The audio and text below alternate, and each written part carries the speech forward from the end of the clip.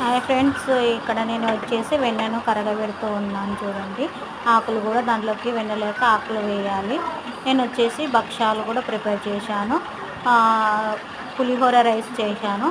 అదేవిధంగా సాంబార్ కూడా తయారు చేశాను.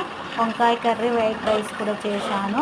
ఈరోజు ఎందుకు స్పెషల్ అంటే ఈరోజు మా ఊళ్ళో ఏరవాక పౌర్ణమి చేస్తున్నారు. అందువల్లనే ఇవల్ల ప్రిపేర్ చేశాను. అదే కాకుండా ఈరోజు వచ్చేసి మాది మ్యారేజ్ డే ఉంది.